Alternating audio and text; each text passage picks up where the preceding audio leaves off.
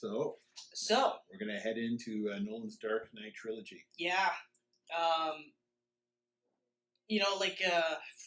Going back into those movies, it's not like I ever go too far without watching them. Mm-hmm. You know what I mean? Like, I go through stretches where Begins is like, the pass-out movie when I've had a couple of beer. And the same with Dark Knight and stuff like that. So it's always relatively fresh in my brain. Right.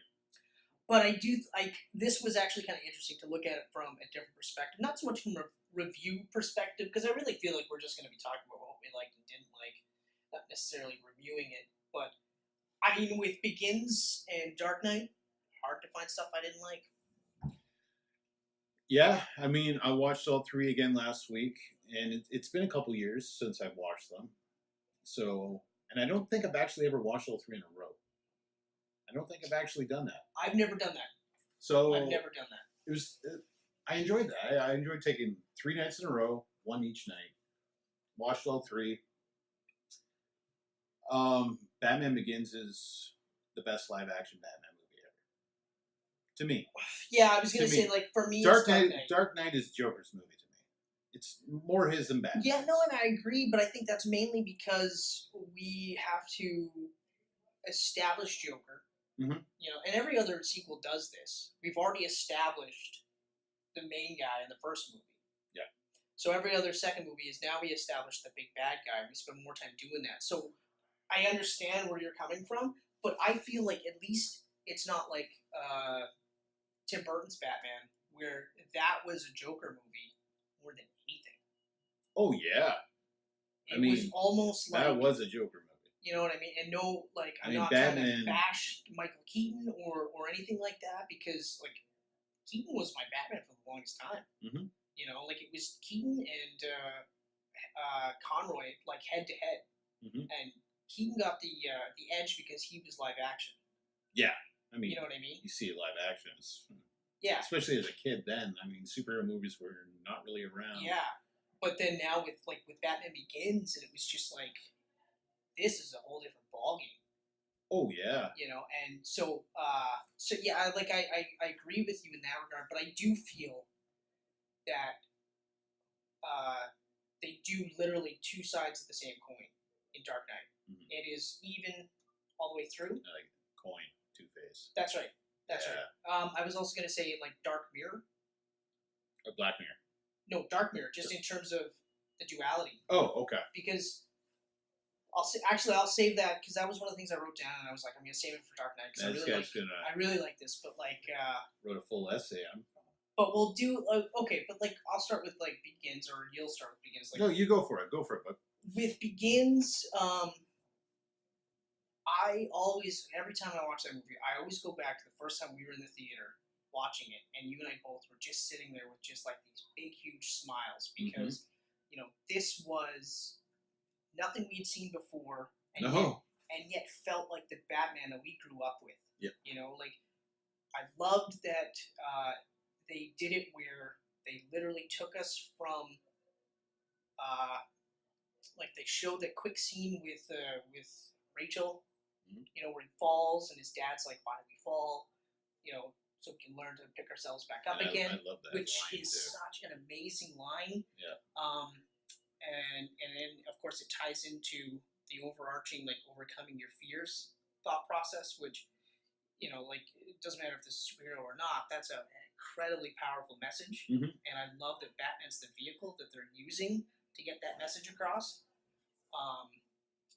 But then you immediately jump to him in the prison, and he's, like, bearded up, he's disheveled, he's in a prison, and you're like, what the fuck is Bruce Wayne doing in prison? I know. And then, oh, wait a minute, because he's traveling the globe. He's doing the thing that we heard about, we never really actually got to see, unless you read a couple of comic books with Henry Ducard back in the 70s, or vague references to other things. Yeah. They always said, but you never got to see it, so we almost took it for granted. But now we got to see it, which was, like, I remember both of us just being like, and even, like, the first meeting with Ducard, which I thought was great, because that's one of those minor guys they talk about in the 70s. I think pre-Crisis, they talk about that character. But then post-Crisis, they never mention him again. They almost never do, so I like that they had that. And then being the flip that he's actually Ra's al Ghul was just amazing. Yeah. And, okay, so, because we've watched it enough times, mm-hmm. do you realize how dumb it is that we looked at Liam Neeson with Ra's al Ghul's fucking facial hair and went, oh, he's Ducard, okay. Yeah. Oh, it's Ra's al Ghul, oh! Didn't see that coming! You know, I mean, the fake out with Ken Watanabe was great. Like, really great. But, like, to go that route, to take him from, you know, the kid who lost his parents, to even show the part where he's going to kill Joe Chill, mm-hmm. you know, which was, like, they did some different things with Bruce and with Batman that I never would have thought of, but I really liked what they did. Yeah. I liked that Katie Holmes, or, well, Rachel, was the one who was like, your father would be disappointed with you. Like, slaps the shit out of him. Yeah. And those are real slaps, because you can see the handprint. Oh, yeah. You know, and I was just like, oh, man. And then that's what starts him on his path to become Batman. Whether he realizes it or not at the time, but I was just like, oh. Like, the opening sequence right up until he leaves, well, they don't call it Nanda Parbat, but it's Nanda Parbat, is just amazing. Absolutely amazing. Visually gorgeous. Visually gorgeous. I mean, like, the music. After watching that trilogy, Hans Zimmer's score is the best superhero movie score ever. Yeah, it's disappointing that Batman v Superman is his last one. Yeah, and that was an amazing score, too. The way he took the three themes for each character and just bashed them together, and I guess Junkie XL did that one with him. Yeah. But oh, that guy can compose a superhero I movie. know. Like, I'm gonna really miss him from the genre. That's probably gonna be my next phase for when I'm driving, is listening to the nice. Hans Zimmer, it's like Nolan stuff. But all like, I say like right up to the point where he comes back to Gotham, because after he gets to Gotham, there's none of this like flashbacks or anything like that. It's just now this is the movie. Yeah. You know, which was like, watching it again, I like that because it's like chapter 1, boom. You know, we do the back and forth and we jump around and stuff like that. We fuck with time. But then chapter 2, and you feel like, okay, so he's pretty close. But chapter 2 is now, hey, I'm going to be Batman now. You know, which I got a kick out of seeing them pour over the costume. You know, like every inch of that costume is explained. You know, and it's one of those where I never thought like it needed to be explained, but when they did, I was like, okay, all right. You know, like it reminded me of a couple of those like backup inserts where they would show the utility belt. Right. And they would show all the things that are in the utility belt, you know, or that like on the inside of his costume, he's got like a piece of wire so that he can pick locks and stuff like that. Like all these things where you're just like, you never need it because you're a kid and you just accept that he's Batman and he can do everything and anything. But when they explain it and it makes sense, you're like, okay, all right. And for Nolan, who's not a comic book fan, and for Bale, who's not a comic book fan, I know. For them to actually be able to, not so much Bale, like Bale just got the role and understood the character. Because really, if you think about it, he's basically playing Patrick Bateman. Essentially, yes. You know? He really is. You know, so that's not too far of a stretch for him. He makes it amazing, and I think this is his best role, period. Okay? But for Nolan to be able to look at that and go, okay, and then come up with his own version of Batman, because it is his own version. That's why we call it the Nolan Batman, and the Nolan verse, so to speak. And that's why I feel like, as much as we would have loved to have Bale side by side with Cavill, side by side with Gal Gadot, it doesn't work because that character is more grounded than any of these other ones. So that's why I kind of give Ben Affleck's Batman a pass, because it's a bit more cartoony, but it almost needs to be to fit into that world. See, now, it's funny how they could have said this was part of that series. They could have. Ben Affleck plays an older Batman years down the road. Like, those 3 movies could have happened in this past. That's useless. Like, they didn't need to do that. No, but I mean, it could have. Yeah, it could have. I agree. So I'm glad it did, because together the 3 stand alone so well on their own. I mean, each movie, Dark Knight Rises is obviously the weakest of the 3 now, and I say that now. Yeah. You know, like, my opinion of the 3 has flip-flopped all over the years. Yes, it has. Mine has been pretty consistent. Mine has been... But yours, like, especially with Dark Knight, because I remember we had conversations where I'm like, I don't know how you...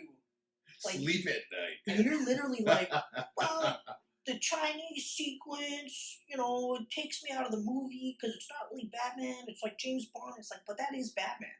That is an aspect of Batman. It was...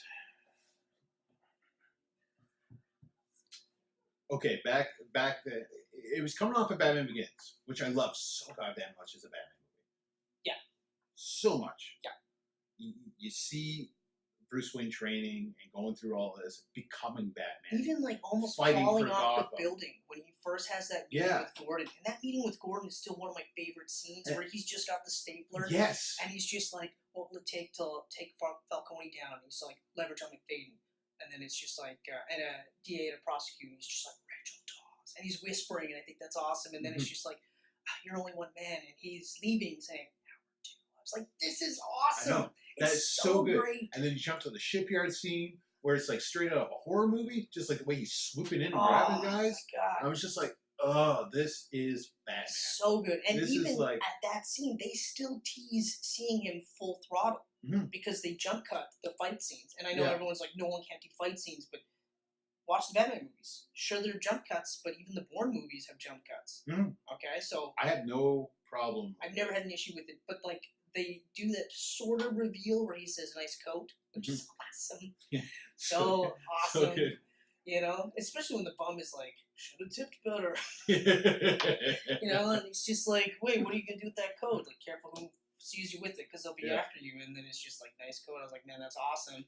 But then when we do see him, he's talking to Rachel Dawes for the first time, crouching.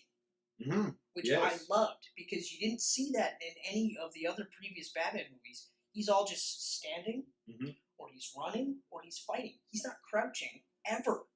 And you see him crouch when he's talking to Gordon, you know, at Gordon's apartment. You see him crouching when he's talking to Rachel Dawes. He crouches through the entire series. I never thought of it before. I was like, that's awesome. Yep. That is so cool. So cool. You know? So, like... Scarecrow? And the fact that he, like, made little appearances with it, like, I enjoyed that. The fact that they used Scarecrow was crazy. It was so crazy and they used so good. Ra's al Ghul and they used Scarecrow. I wanted Scarecrow in the original Schumacher Burton series. Like, I'm glad that they didn't, though, now. Like, I am now. Those because those were, they started to get they would way have been more ridiculous. So they would way be more so cartoony. I liked that he was basically just this creepy scientist dude, like a psychiatrist, wearing a suit, had that ugly ass mask. Yep. You know, like the kind of guy where he was actually horrifying. Yeah, like he was creepy, and the way they did the hallucinations were awesome. Yep. Yeah, like absolutely incredible, and I love that he's like the drug dealer in the second movie. And then the judge in the third, he just kind of pops up. I know. And I mean, like, I understand that there was a possibility that Ledger's Joker would have been the judge in the third had he survived. I almost think that wouldn't have been as good. I like that you had... I would not have liked that.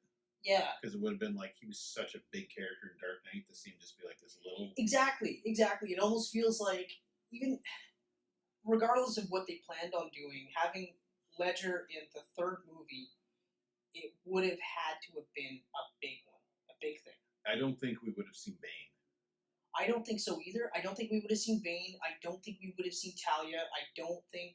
Catwoman would have still been there. Catwoman for sure would have still been in there because everyone was talking. They wanted her. They wanted her bad. It is interesting that they said that Robin was too campy for the Nolan verse, but Catwoman was okay. But they don't call her Catwoman once in Dark Knight. No, they don't. They don't. But not once. Yeah. But I mean, they also don't call the Batmobile, but we all know what it is. Yeah. Right? Yeah.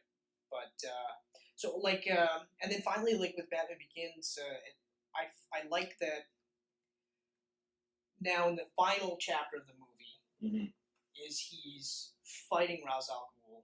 He is fighting to save Gotham. He's said, "Hey, Rachel, like I'm Bruce Wayne," you know, in that awesome scene where he's just like, "It's not what I do, it's not who I am that defines me, but what I do." And and then she's like, "Bruce," you know, and I was like, "That's so cool." And then he just dives off and saves Gotham. And I love how he revealed his identity to people throughout the series without actually saying, "I'm Bruce Wayne." That's right. That's right. It's like he does it with Gordon in the third movie. That's right. Says something about, you know, when he got the jacket. Hero, I'm not a hero. A hero could be doing something as simple as giving a child his jacket and telling him everything's going to be okay. Exactly. And you're just like why am I going to do this? Waterworks! You know, and it's, you know, even the way they ended, even with the Joker card. And I remember that was one of those things where immediately I was like, I almost don't want them to do Joker right away. You know, because at the time, we were looking at Nicholson's Joker, which still a really good Joker. Okay, dated but still really good. Yep. And we're also still knee deep in Hamill's Joker. Yeah. Which is 25 years an extension of the Joker. Nicholson Joker, but still just as good. And apparently Tim Curry was going to play the Joker. Yeah. In the animated series. Yeah, I heard that years ago and I forgot about it. Yeah, so did I, and I came across it again. Apparently, he got bronchitis or something. Yeah, and they he had to fired leave. Yeah, but apparently he was too scary to be the Joker. Which I could see. I could definitely see that.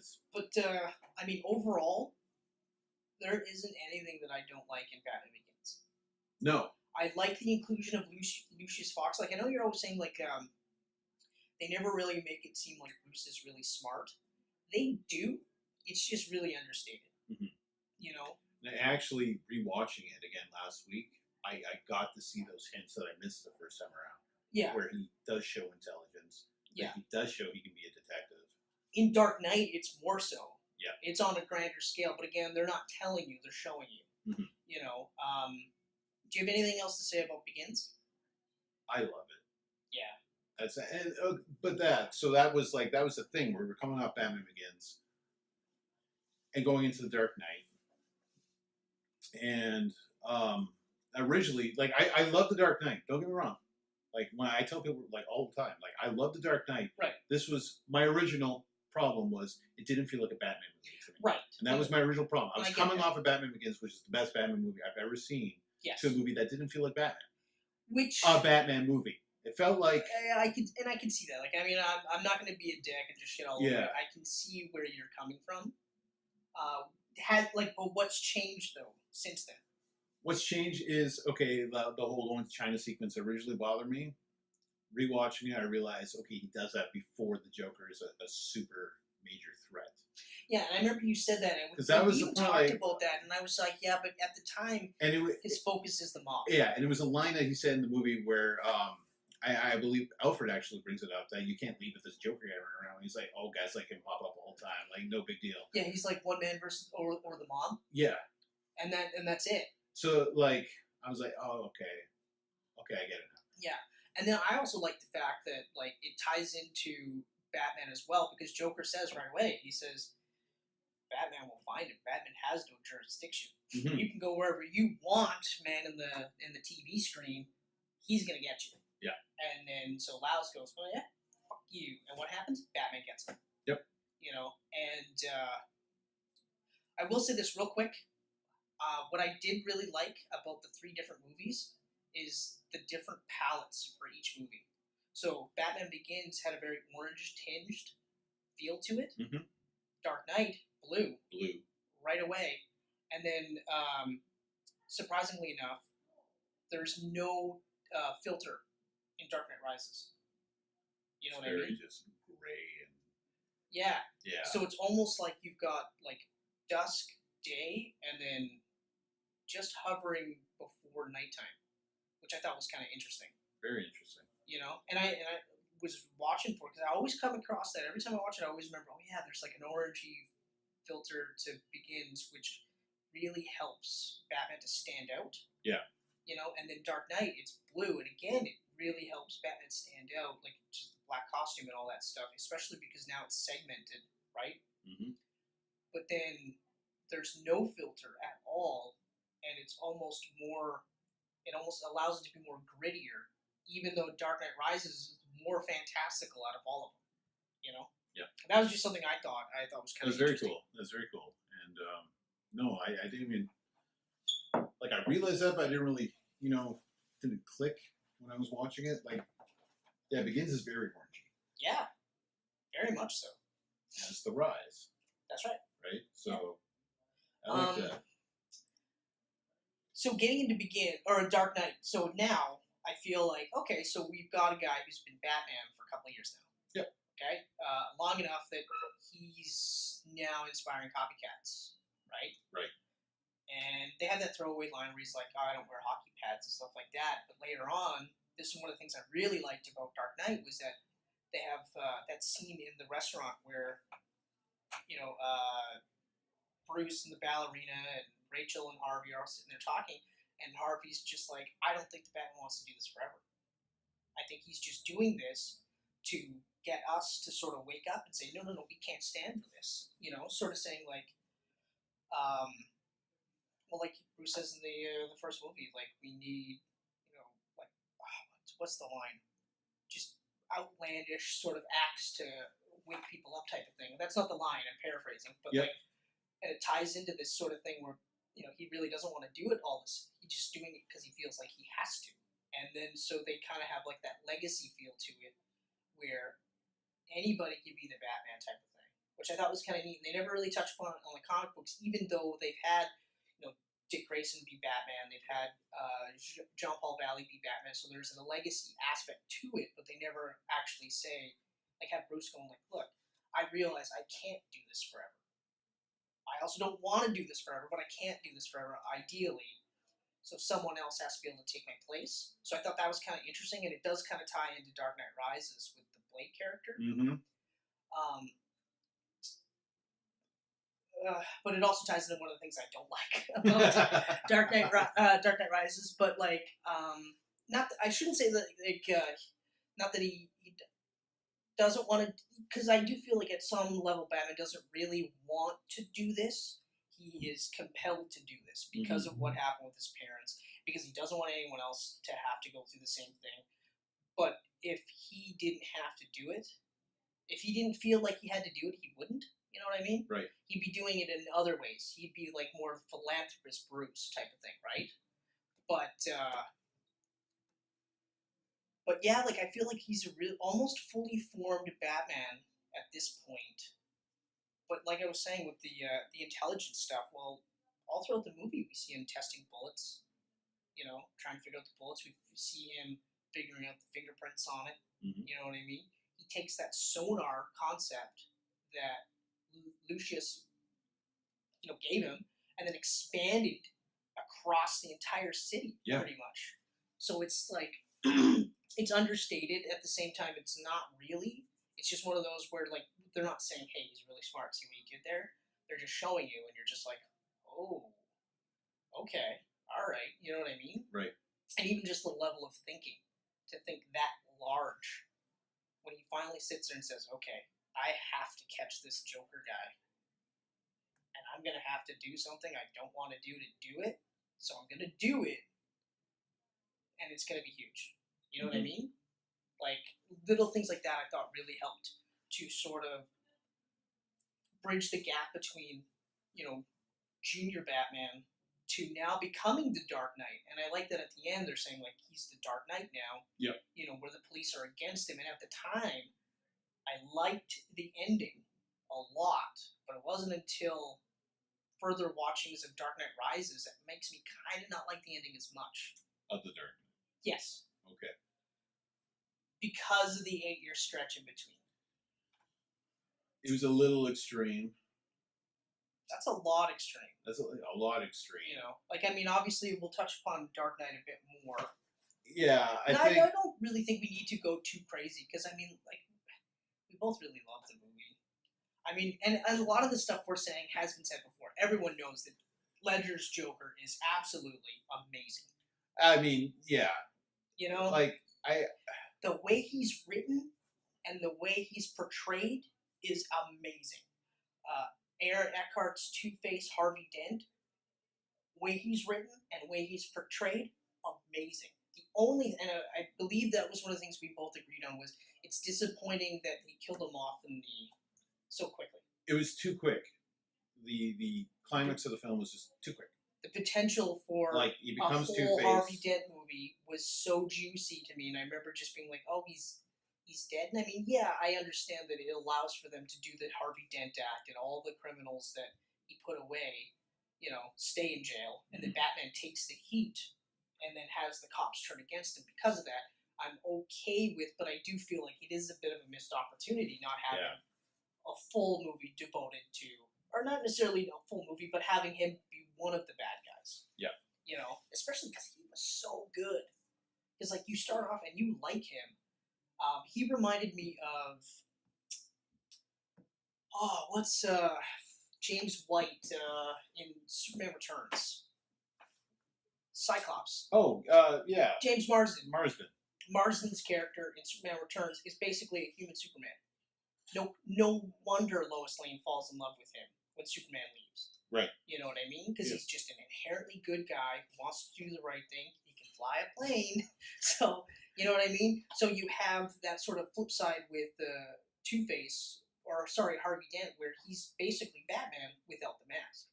Right. And you have, Batman say that. He's like, you can do what I can't do when you do it without a mask. Or he says it to Rachel Dawes. He locked up half of the city's criminals and he did it without a mask. Yep. Before I forget, one of the things I realized the first time around, which I thought was really, really cool, I never noticed this up until this latest viewing of The Dark Knight, when I mentioned the mirror, or the two sides of the same coin. Yeah. So they intro Joker, right? Mm-hmm. In the middle of the day, robbed a bank, right? Yep. They reintroduce Batman in the middle of the night, fighting crime. Like fighting a bunch of these criminals, right? And it's literally like this. Mm-hmm. And I thought that was so cool that you had the daytime Joker's doing all these crimes, because where's Batman? He comes out at night. And then we introduce Batman right at night, and he's doing what he always does. Yeah. Right? And I just was like, oh man, I never really picked up on it. It's literally like you could watch them simultaneously, and the same beats happen almost in sequence, I believe. But you're still just like, huh. Wow. I thought that was really neat. It is interesting.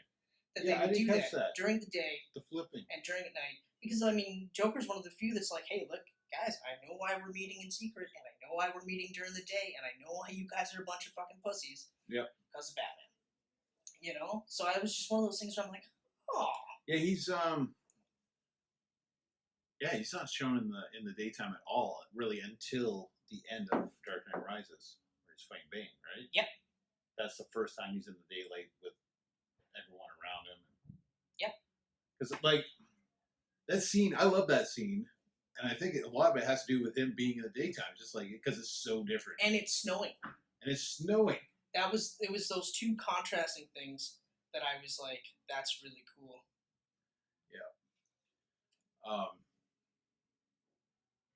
Yeah. So Dark Knight, I think, when you want to go into Rises yet, or?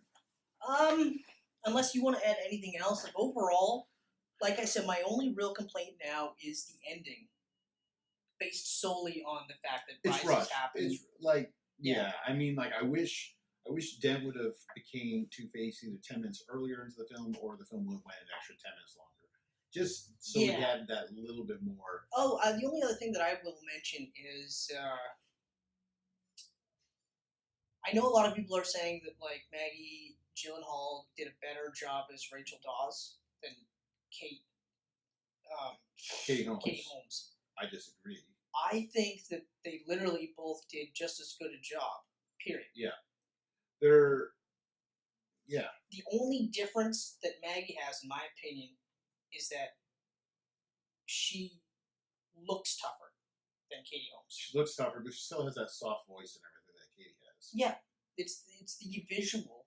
And it's funny because this whole time, all these years, I thought they just replaced Katie Holmes. They wanted someone better. And then I read last week after it. Yeah. Is that Katie Holmes said no. She didn't want to come back. I remember at the time the rumors were it had something to do with Tom Cruise, and she wanted to do that Mad Money movie or something like that. There was something along those lines. There was a reason why. I think it was probably a combination of the two. I mean, I think it was something to do with scheduling and whatnot. Yeah. Nolan wanted her back and was disappointed she couldn't come back. Yeah, and it's not like the chemistry was any better with Maggie either. Like, it was just one of those things where I think, just from a visual standpoint, she looked a little bit tougher. Which, yeah, I mean, and I love Maggie Gyllenhaal. So I mean, watching it, ridiculously good. Like actress. I said, first time I watched them all in a row. Mm-hmm. So watching Batman Begins and The Dark Knight, it was strange to see. Yeah, it doesn't matter how you go about doing it. It was jarring the first time around. Yeah. And it's jarring every other time. And it's like you recast the character and then you killed her off halfway through the film, and it's almost like, why'd you even bother having her? It's honestly what I see. I don't feel like that because it does. I don't think she needed to be in there. You know what? It's because they tied her so much to Bruce and to Harvey Dent that, I mean, yeah, they had to kill her because that's the catalyst to bring Harvey Dent to the Two-Face. Mm-hmm. I do like how they were subtly hinting of the split personality type thing throughout the movie. Yeah. Like you knew the coin could flip at any minute. There was something, especially when he's like the one Joker guy that he has like handcuffed. He's got a gun to him, and he's like, "You wouldn't." He's like, "I wouldn't," and just like loses it, and then Batman shows up, and you almost see like he kind of catches himself, like, I wasn't gonna, like that whole flipping thing, because they're two-headed coin, but still, he's still kind of like unsure of himself and not quite sure if he was going to do it. So I did like that. Not as good as the actual Two-Face origin story in the animated series, because they really amp up the split personality stuff before the actual Two-Face personality comes out. Right. But really good, really good. Like I said, I think that Rachel Dawes dying had to happen. Especially because then you had Batman really, like Bruce, really get his first big loss from being Batman. Mm-hmm. Okay, so you know what I mean? Like, he lost his parents, and that was the impetus. Now he's got that big loss, and if this was the comic books, the outcome would have been different. He wouldn't have taken 8 years off. Just canceled the book for 8 years, bring it back. Yeah, like he wouldn't have taken 8 years off. He would have gotten darker, more violent, and then someone else would have had to rein him in, which is typically the Robin character.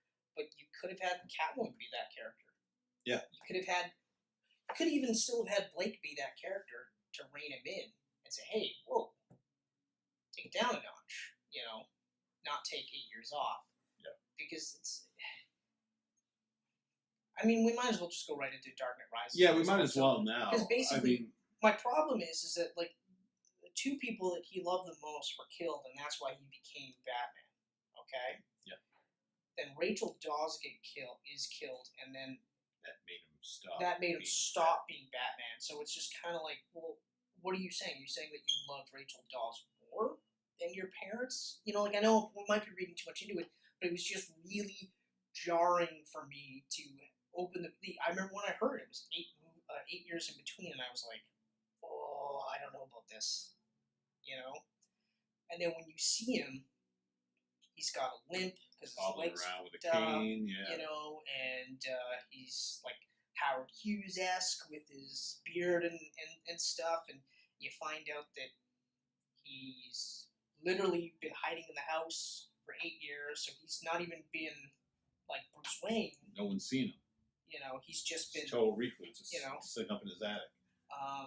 So that was jarring, and I mean, like, I get that they were trying to do like a Dark Knight Returns feel to it. Like, I get that. I don't understand the thought process for it. I almost think that it's partly because of Ledger's death that they wanted to take that movie far enough away from from the Joker. From the Dark Knight, so that way they wouldn't have to That do makes any sense. explanations as to why the Joker's not there, you know? And I don't think I've ever heard anyone say that, so it would make sense, but it's still just kind of like, you know, you had two ways to handle Joker, or specifically Ledger's death, which was either you don't reference it at all, or you reference something. You're gonna lose no matter how you do it. Okay? You're gonna lose.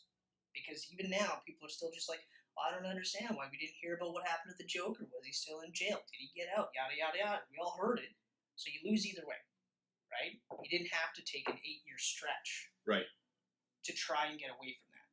And if that's what they were doing, that's, you know, if not... Now that you said that makes more sense than the whole... I don't know what happened in 8 years, because he was fucking not hobbling around at the end of the Dark Knight.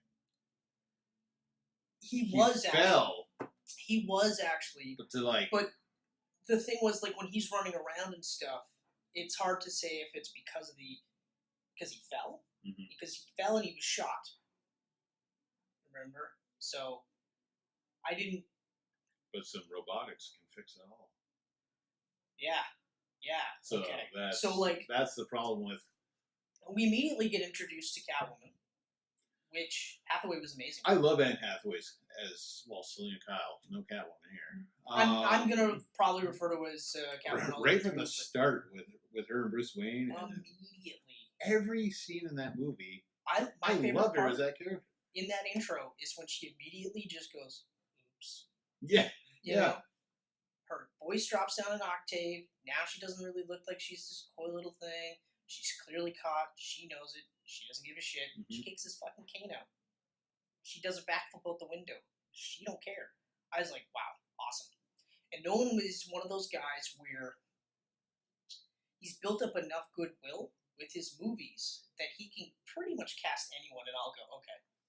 Yeah. Because Hathaway was one of those actresses where I'm like, you know, I don't think she's particularly bad, but I don't think she's particularly good because I haven't really seen her in anything that would suggest she's a good actress, you know? I like and they went with the classic Catwoman look from like the '60s series. Yeah, it was kind of a mix. The suit and everything, the long flowing hair. Yeah, like it really made sense too. I liked that her flashlights mimicked cat ears. Cat ears? You know? Yeah. You know, like we talked about in Begins, where every inch of that costume is explained. They don't explain her costume as in depth, but they basically go, oh, she kind of looks like a cat here. You know? Oh, well, all right then. Yeah. You know? But yeah, she was amazing. She, there was that one scene too where she's giving the prints to the Daggett dude. Not Daggett, but the bad guy. Yeah, okay, The one guy, and he's just like, it's like, that's fine, I'm gonna kill you, I don't care about you and your pretty dress or whatever. And she's just like, well, you're gonna need his thumb. So, of course, he's like, then they do the call from that cop's phone. The cops show up. She does that quick little burst of, like, kicking the fuck out of people. And then as soon as the cops hit, she's like, just screaming. Those instant switches. And there's no, like, scene cuts in between. You see it right away. And I was just like, this is so good. Yeah. Like, so good. And then even later on, because she's built it up as this tough chick, and then all of a sudden you have her, like, scared. She's scared of Bane. Mm-hmm. She's scared of, she realizes, like Batman says, like, it's all coming in and around her. There's nothing she can do. So she's, like, also very vulnerable. Mm-hmm. And at least their relationship had a progression and it made sense. It wasn't like Bruce and Miranda Tate or Talia. Yeah. No. Where it was just like almost immediately, boom, they're in. Super switch. Like they're in and they're together. Yeah. And then that's it. You know, and I was just kind of like, and I remember I didn't like it the first time around. It was really quick. It struck me as, more so now when I watch it, it struck me as they were literally, like, Warner Brothers and Nolan were literally like, you know, we signed you for this one last movie. We just need you to tie it up. You know what I mean? Just, And I don't want to say like it wasn't his best effort because I feel like he is a perfectionist, but I feel like it was just kind of like I almost feel like his heart wasn't as in it, but he still wanted to end off on a bang. Yeah. So he did a couple of these things where, because everyone knows that everyone that is a Batman fan to some degree knows that Batman hooks up with Talia al Ghul. Okay? Mm-hmm. And they know that Talia al Ghul is the daughter of Ra's al Ghul. Yes. Okay? So you have a little bit of that circle there because he started it off with Raz and then he ends it with Talia. Okay? Bane did have a run during the Contagion storyline where he was the Ubu to Ra's al Ghul. So that tied in, and the way they told that story worked really well for me. I didn't like how they did the secret boss thing, you know, where you had Bane, you built up Bane, even though some of the stuff he did was really stupid, but that storyline stupid, it wasn't just his character. Yeah. But then they go, wait, he's not the bad guy, it's Talia. You know what I mean? Like, they did it with Begins, but at least with Begins right away with Scarecrow, he's already talking about Ra's. He's already saying, like, I'm just one guy, but the big guy is coming, you know? Whereas this one, it was just like, bang, bang, bang, bang, bang, bang. Nope, sorry, Talia. Yeah. You know? And Bane was he awesome. dies like a bitch. Yeah. It's a boom dead. Yeah. And that ties into another thing too. So Batman doesn't save Ra's al Ghul in the beginning in Batman Begins. Doesn't save him. No. So he's dead. Let him fall. He lets him die. You know. Does he say, I don't kill, but I don't have to save you? Yeah, I'm not going to kill you, but I don't have to save you. Yeah. And it was cool. Like, I mean, it's still a really cool line and stuff like that. It's just one of those things where you're just like, it's not really Batman. But I let it slide. But then later on, when it happens with Bane, it's because at the beginning when he's with Catwoman, he's like, no guns. She's like, ah. But then later he doesn't give a shit. You know? So it's like little things like that where I'm just like, ugh. The super cast that heals his leg, but also gets rid of 8 years of crime fighting rust. You know? Like nothing. You know, like he's a recluse in a cane with a bad leg, but still is ripped to shit. Mm-hmm. Can still fight extremist League of Shadow guys like nobody's business. The only thing they did was they had him miss one shot when he was chasing Bane's thugs. Yeah, right. One shot he misses, his and then after that he eludes the cops with the Batwing, or the Bat, sorry. And that's it. Like his leg is so good that he can kick concrete apart. You know? And not break his ankle. Yeah. My knee feels great. I'm gonna kick this wall. Yeah. You know, like even like the doctor says himself, he's like, well, shoulders are shot, your elbows are shot, your wrists are shot, your knees are shot, you have no cartilage at all whatsoever. I'm amazed that you're even walking. And then he puts on the RoboCast on one leg. One leg. The rest of the body is fine. You know, the Blake character. See, the thing I like about Rises is overall, it's a good movie, but only I feel for me, it's a good movie because everyone does a really good job with their roles. Oh yeah, cast is great. You know, and the movie is certainly epic, as it should be. This is where my opinion has changed since watching this, and this might not be popular. And I will touch upon something really quick, and then I'll get back to this. Bane was amazing. Everyone talked about Bane's voice. I had no problems with Bane's voice. I actually thought Bane's voice suited him. Yeah. I liked the fake out with the pit, where we think it's Bane. I love that part. But it's actually Talia. Yes.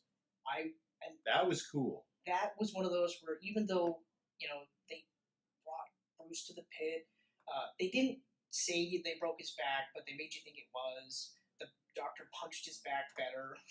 And then let him hang in a rope from the ceiling, you know, which worked way better than the robot cast, right? Yeah, a rope, very old. Couple punches. Yep.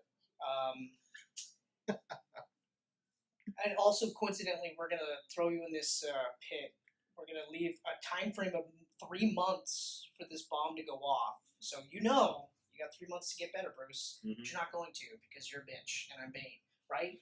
But then they do that story with the kid getting out, and you're just like, oh, that's Bane. And then you realize it's not Bane. It's not Bane at all. Yep.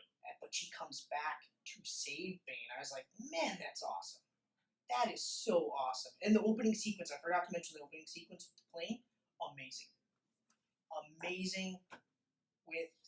That is probably the best opening sequence of the series. Yeah, I have to say, like, even just to... Just because it's something I've never seen before. I've seen Bane Forever's in movies. Yep, that's right. That, I've never seen it in a movie. No, and that was awesome for two reasons. One, it showed that he was really smart right from the get-go. Yeah. And two, it showed he was really strong because he's falling through the seats. Yeah. And he's just boom, boom, you know? So that was really cool.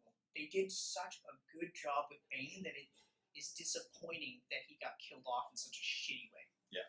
You know? And honestly, like, after watching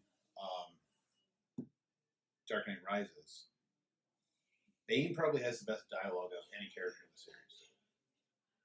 His is And that's really saying good. a lot because Ledger has some great dialogue as Joker. But some of the lines that Bane spits out, even though you may have trouble understanding them at times. Which I never did, but regardless, there's he does have it's a really good role. It's a really good role. And for a guy that's like a short guy, they did a great job making him look like he's enormous. You know? Like, what is Hardy, 5'8" or something like that? It was a combination of lifts and shooting techniques. Mm-hmm. Like, he looks huge in this movie. Oh, man. You know, and just like so physical in that role, but doesn't play it like a friggin' retard or not an intelligent person. Sorry. Yeah. Like Jeep Swanson. Like, no offense to Jeep Swanson, I understand that that was what they told him to do, and they made that character be like just that idiot. You know, but that's not the Bane that's in the comic books. And the mask works for me because the more I think about it, why would this guy, we'll say criminal mastermind, wear a luchador mask? Because Batman does, and he wants to be better than Batman? Yeah, makes no sense. No, I didn't mind the mask at all.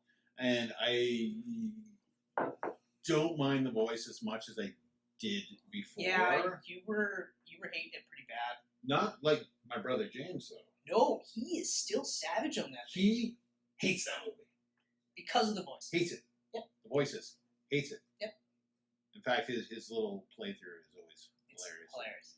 It is hilarious. Like, his is actually the reason why I'm gonna get you, Batman! I wanted to get really good with that voice because his was so good. It was I mean, and as far as like I was saying, like this is the least Batman movie, but this is also the most fantastical. Yeah. You know what I mean? It's huge. But now, because I don't, do you have anything else to say? Because I've got, like, this is my ending thought. This is where no. Dark Knight Rises includes my least favorite moment in the whole trilogy, which is Batman getting back on to Gotham with no explanation to how he got there. Bruce Wayne getting back. I'm okay with that. It's Bruce Wayne. It's Batman. Yeah. But where was the pit in this movie? That I don't know. I kind of assume it's on the other side of the world. But he had 90 days to get to Gotham. Okay? But the part that gets me, so he gets back, right? Yeah. Gets the new suit, because it is a new suit. Mm-hmm. Okay?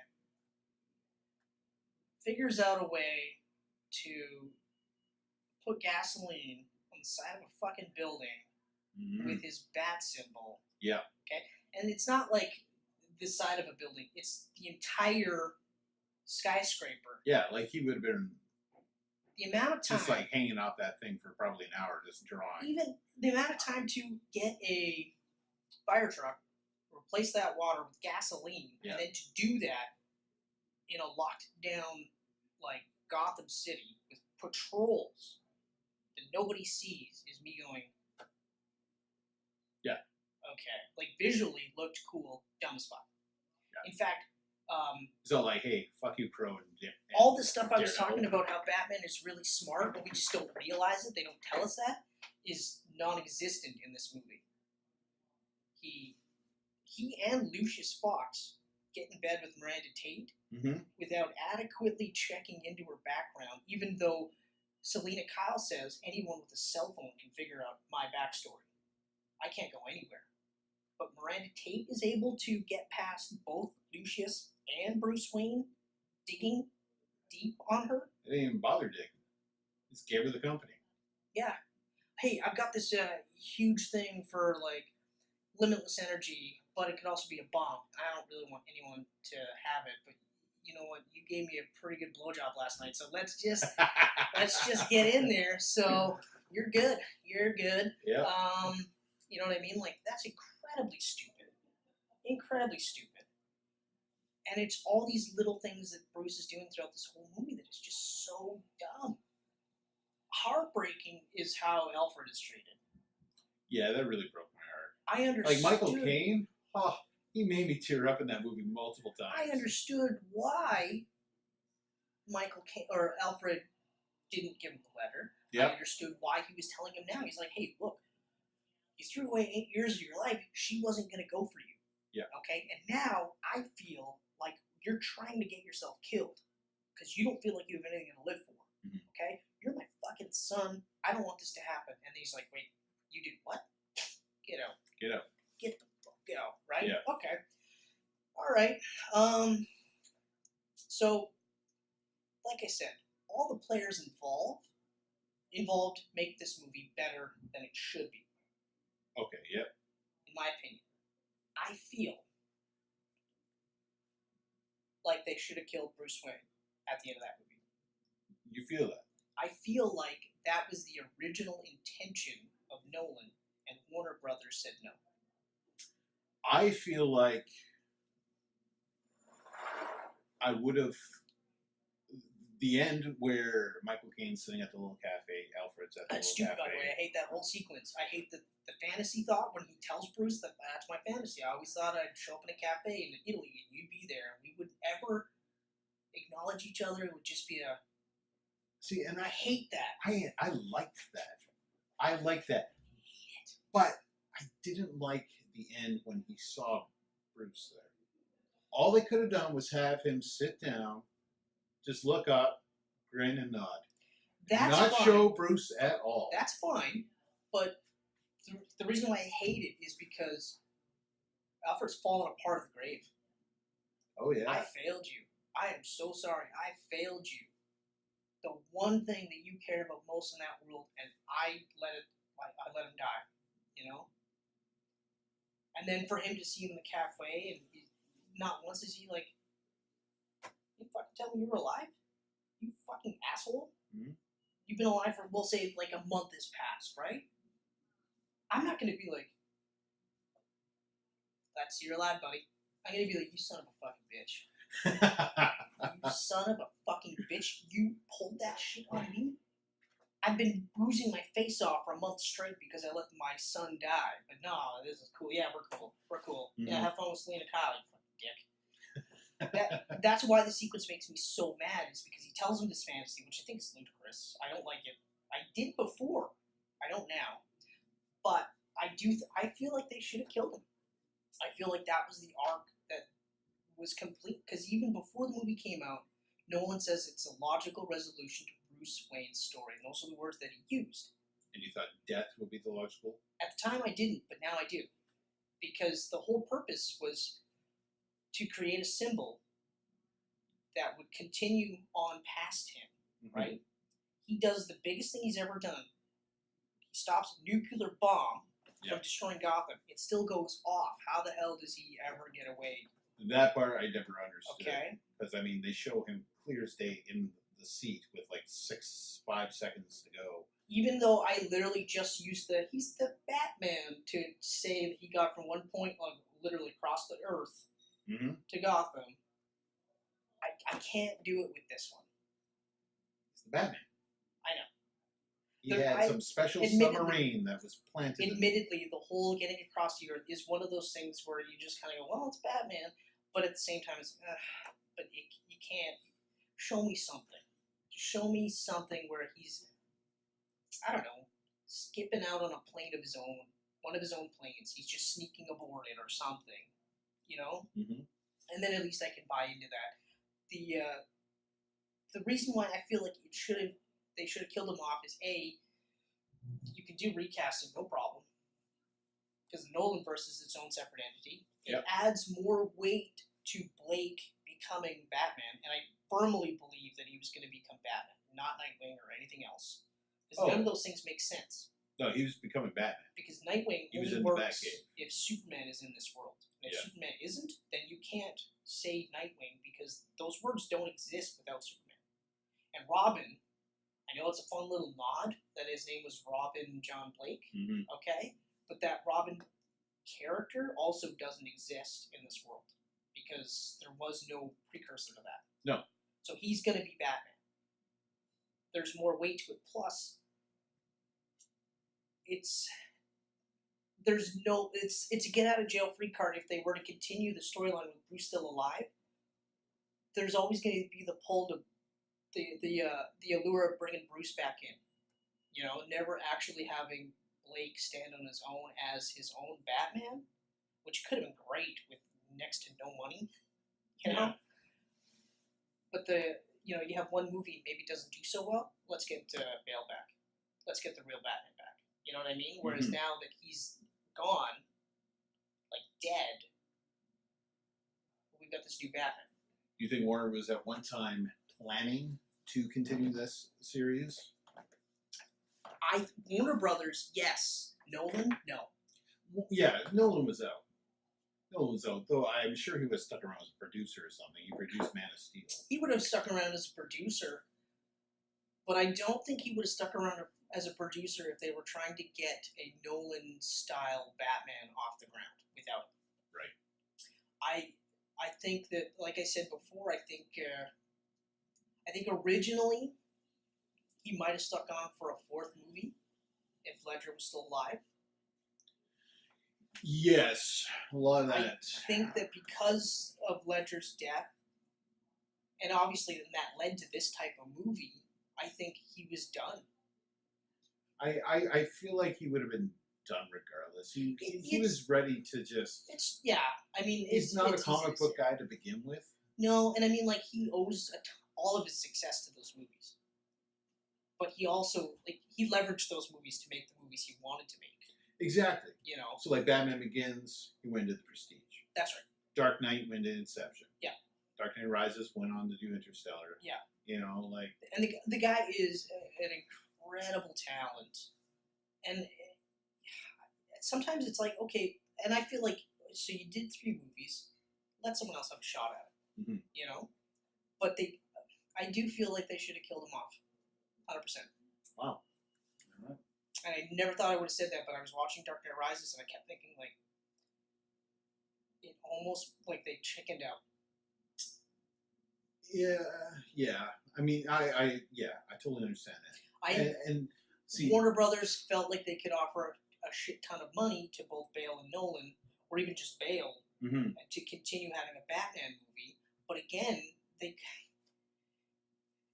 you have Batman sort of retired, right? Yeah. Bruce is retired. He's changed his name. You know, they use that, whatever. Like, Bruce is dead, so he's got his own new name, and Selina Kyle's got her whole new thing. Yep. You know, but how you bring him back to Gotham without somebody seeing him and going, wait a minute, aren't you Bruce? You know what I mean? Yeah. So, like, it's a whole can of worms that you can't, and also you can't have him say in Italy, shit's going on in Gotham. You can't have him hear about it and then just go, yeah, I took my time. Shrug it off. I'm good. You know what I mean? Mm-hmm. Because, like, in this one, I get that. You know, so they should have killed him off, 100%. They should have just said, that's it, that's the story, it's over and done with. Batman's story's not done, but Bruce is. And comic fans, as much as they probably would have lost their minds at the beginning, would have said, okay, but, you know, we've accepted Terry McGinnis as Batman Beyond. We've accepted Dick Grayson multiple times as Batman. Yep. You know? I mean, granted, they didn't introduce Dick Grayson, but John Blake is quite the amalgamation of all 3 Robins. And he looks like Nightwing. You know, so it's... Like, so he doesn't do the Nightwing route, he just goes straight to Batman. Straight to Batman. Okay. And that's exactly what he was doing. He swung into the cave. Yeah. Saw everything. So yeah, so like that's how I feel. He's I feel already like, a detective. He'd probably be a better detective than Bruce Wayne as Batman. Well, that's just it, right? So that's just it. Like overall, 3 of the best Batman movies I've ever seen in my entire life so far. I have high hopes for the Batman with Matt Reeves and Ben Affleck. I have high hopes. Just have to see what happens. But at least we have these movies that I can look back at and go, man, this was. I'm not going to hold my breath on the Matt Reeves one yet. I Maybe feel like holding my breath is a little bit. I feel like something is still gonna stop it. Honestly, you know what I think is going to happen? I think everyone's just doing this move for Justice League. Yeah, Justice I League's think, like, success. Yeah, sure, Wonder Woman's already got a sequel. Mhm. But I literally think, like, Flash, Aquaman, Batman, and Superman, and Cyborg, which still they shouldn't do. But anyway, It should have been Jon Stewart. all Green Lantern. 5 of those movies are literally just waiting Mhm. until Justice League hits. And then, if it's huge, Well, Aquaman's already shooting. that doesn't mean shit. So Aquaman and Wonder Woman 2 are definitely happening. Yeah. Yeah, that's true. Flash is still But, I mean, right now, flip-flopping everywhere. Aquaman is shooting. It's not finished. No, but it's going to be released regardless of the success of Justice League. I guess what I'm getting at, I might not have been clear, is, so let's say Justice League is terrible. Which Now, I'm sure critics are going to say it is. Aquaman gets pushed back because now it's got to be retooled. Justice League is amazing. Then Aquaman proceeds as planned. I guarantee you they'll really push hard for the Batman. Superman will get a sequel. I hope. He's kind of become the Hulk of the DC universe. He's just going to pop up in everyone else's movies. So As stupid. shitty as that is. I mean, like, I gave you that email script or write-up of the movie that I would have done. Yes. Infinitely better than the movie that we got. Yep. There should definitely be more Superman But, like, done properly. Superman, not Bat Superman. Angst Superman. Mhm. Like, I mean, it worked in Man of Steel because they figured out an angle for Superman that we hadn't seen before, which was this guy is an alien. So people that are starting to figure out something's off about Clark aren't going to be like, hey, buddy, high five. They're going to be like, I don't know what's up with that guy, but he can do things that no one else can do. It's kind of fucking weird. You know what I mean? Mhm. Even just the whole visitor stuff with the army getting involved and stuff like that, it all made sense that they would just be like, this guy's a fucking alien, and he can do things that no one else can do. Sure, he saved cats, out of a tree, and he saved a couple of people here and there, but what if he snaps? So I got that angle. I liked that angle. And I've said this before. Ultimately, I'm okay with him killing Zod as long as they did a flashback to show him at the farm. Yeah. And being in a situation where maybe he had to kill a coyote to save the chickens, and he chose not to. The chickens died, and that was his life lesson. So he realized in some cases, I have to do this, then it's okay. Still don't like the Smallville. Smallville wiped off the planet. Your hometown, Yeah. and you're literally in Main Street going like, everyone get inside, Yeah. get inside. I'm fighting guys just like me, get inside. No, take them to a fucking field. No one shops at Sears anymore, man. They're going online. Yeah, the IHOP was packed. You can't buy pancakes online. But tell me, like, that's and I said before, if you showed him trying to get them away from Smallville, I'd be more forgiving. Yeah, I wish there was. Because I mean, I get it. Yeah, that was his first time coming face to face with these threats. Though. Yeah, like, up these until are, that like, point, he's just saving people in secret, or doing his best to be in secret. But now he's out there in a cape, and he's basically trying to save the world with guys that can do similar things to him, but they have training that he's never had. Yeah. So I get that it's going to be a struggle, but show him trying to get them away from his city, surrounded by his fucking family and friends that he grew up with, that all know he's Superman. Because how do they not? You gotta know. But that's just it. So that's where I'm at. Like, overall, amazing movie. I still look back at it and I'm like, man, these are just great movies. The messages are absolutely amazing. Overcoming your fear, rising above everything, and then just being the best you could be. Like, all of these things are so positive and amazing, and Batman is one of the best templates to get that message across. Oh yeah, because he's just a human being, but he worked his ass off to be the best that he could be to bring hope to other people. So the character is amazing. The movies are amazing. And yeah, I really can't say anything other than, yes, the Rises is the weakest. And you would say Dark Knight is for me the best? I would have to say that it is the best. It's so close, though. Yeah. Begins and Dark Knight. Yeah. And here's the reason why I feel like, for me personally, that Dark Knight is better. The costume makes more sense. I love that they start Dark Knight with the Batman Begins costume, and it That's says, right. You want to move your neck. It's like, that's right. So it's not like it just is. And he's there, and he's pretty much fully formed. Yeah. You know what I mean? At this point, you have the cops hating him at the end of that movie, and you could have gone into other avenues where you had some cops who were like, look, he saved my life. I'm never going to have a problem with him. Or other cops are like, fuck him. He can't do our job better than us. And it works because that's kind of how it always been with the comics. And then you open up other bad guys and stuff like that. It would have been great. It would have been absolutely great because, like I said, he's there. He is it. He's at peak optimal fighting condition. His brain's firing on all cylinders. That's where it edges out. I think it's just absolutely awesome. And the Chinese sequence is amazing. Yeah, it is good. He starts off with the new costume, helmet off, puts it on, busts out.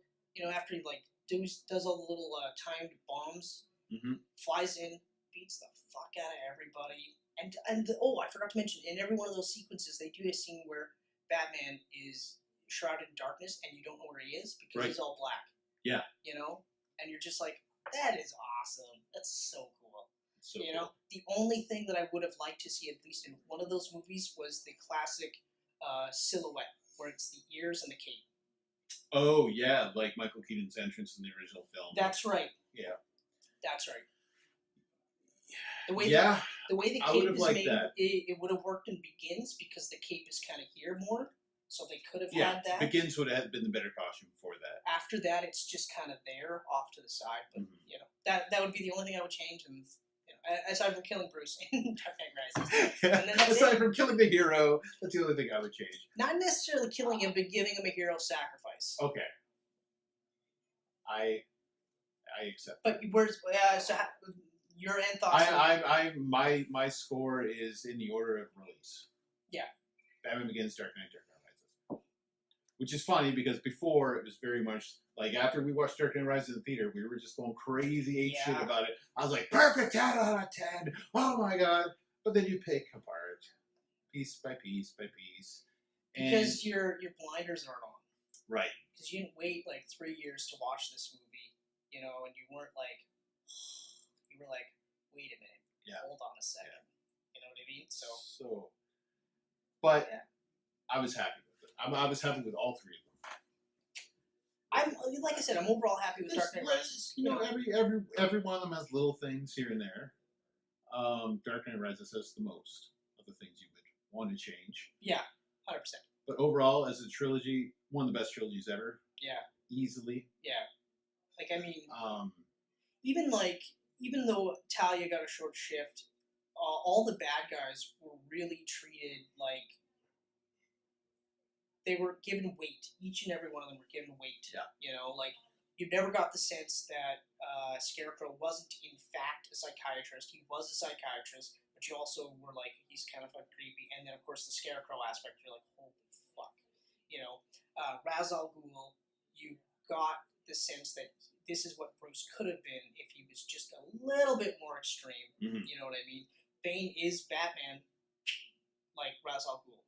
Just to the extreme. Oh, yeah. Talia, just like her dad, smart, calculating, thinks on a global scale. She's just not as compassionate, because of course compassion is something that the criminals won't share with you. right? Right. But of course, Bruce feels that is what sets us apart from them. You know what I mean? Yeah, the casting made the series. Casting made To the series. me, The writing made the series. the too. writing the made the series. characterization of all of them were amazing. Yeah, but they got a hell of a cast. They for did. every They one of those movies. did. Like Liam Neeson was amazing, and Cillian Murphy was amazing in Batman Begins. Yes. But then you got Heath Ledger. Yep. And that performance, I say kudos to everyone in Dark Knight Rises because you had to follow That's that. right. You had to follow that. Oh, and, that would have been so taunting. Like Hardy, not taunting, Hardy, but yeah, daunting. Hardy in particular was the one that had to follow that. Right. Because Bale, Fox, or Morgan Freeman, they were already established. We already they're knew going they in. were amazing. We already liked them. I mean, Morgan Freeman as Fox is Morgan Freeman. He's not. Morgan Freeman's always Morgan Freeman. He's like Sam Jackson. He's always awesome. That's all. But kudos for Bane for really sitting there and saying, okay, yeah, you loved him. I'm Bane. I'm fucking awesome. Yeah. And so that's it. That is it. That's the Dark Knight trilogy by Christopher Nolan. Let us know your thoughts. Please. How would you rank the films? What would you change? Are we idiots? Well, maybe. Actually, yeah, you know what? I'm interested. Are we idiots? Are we idiots? Are we wasting our time? Yeah. Are you watching this? Keeping in mind we're doing this for free, so we'd be doing this anyway, so we might as well be filmed doing it. Yeah, we're actually paying to do this right now. Chris just bought $12 of coffee. Actually, no, it's cheap here. $5 for 2 cups. $5 for 2 cups. $2.50 for that. Oh, okay. Well, and then a refill is $1.47. I had whipped cream on mine, so. But yours was a dessert. That was a liquid cake. Don't understand it, but it was good. I'm Chris Woke Mercier. me up. So that's Chris Mercier. I'm Ken Livitski. You can find us on Twitter at @Geek Pants Media, Instagram Geek Pants Media, Facebook Geek Pants Media. Okay, all right. So go follow us there, and let us know what you think. We'll be back next time. We are going to chat the Marvel Cinematic Universe. Yeah. Phase 1, what we liked. We Phase might actually 2, do no geek news or geek. We might have to cut it. We got a little more films to cover that time around. That's what, 12? Or at least trim it down greatly, one of the two. Yeah, we might do 1 or 2 phases. But yeah, we got 2 phases to talk about and a phase 3 that we hope. Yeah, so. What we want from it. See what happens. So that is next time on the Geek Pants Camcast. Thank you for joining us. Thank you very much. Take care. Take care.